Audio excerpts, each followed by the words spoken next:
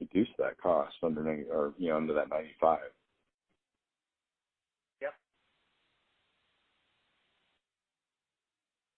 Yep. That could be appealing. Great. Because today it's it's obviously direct negotiation, so that'd be appealing. Yeah. Could you repeat that? I'm sorry. I said today on the ACO side, obviously we're direct negotiating, right? So that could be appealing from a performance-based metric. Right. And how easy or difficult do you think this pricing scheme would be to adapt? I would think it'd be fairly easy, as long as you can get agreement on the performance-based metrics, whether it's again that span that you were just talking about. As long as you can get agreement on what those are, that would be the education piece, right? And how do you set those targets? Okay, thank you. And we're going to look at one more pricing model.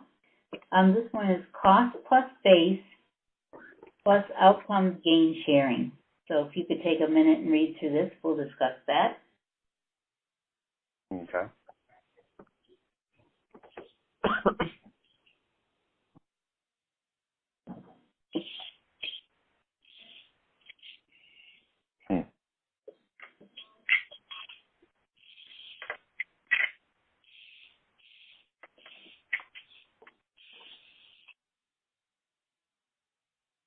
Okay. I think I've got it. So if you had to rate the appeal of this pricing idea from 1 to 5, where 1 is not at all appealing and 5 is extremely appealing, where would this one fall? I would say this feels like it would be a 3, maybe. I think I'm at a 3 with this one.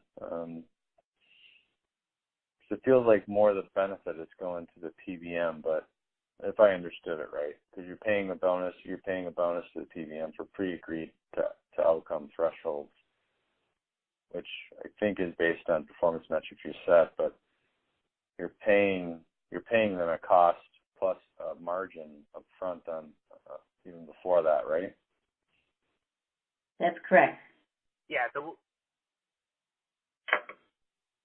So what I hear you saying is that you already feel like you're paying a cost and margin, so you need to be paying them a bonus as well, is what I hear you saying. Is that accurate?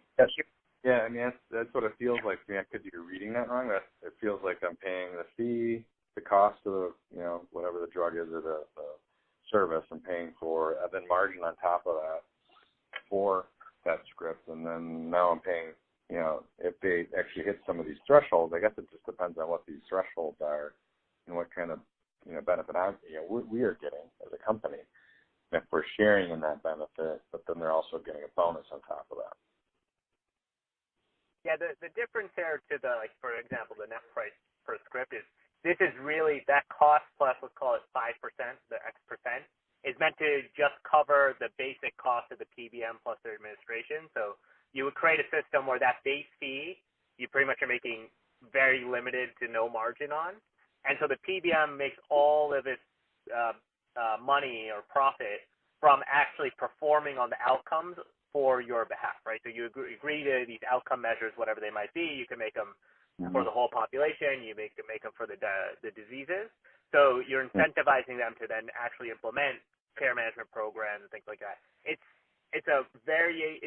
in between the two you've already seen, right? So it's not the full risk, right? You're doing it as bonus payments on the gains, on the outcomes, but it's also not just a very much transparent price, because you've actually reduced that price. The dollars would be less there on that base model because you're just trying to cover the cost, and then you make the profit on the actual outcome.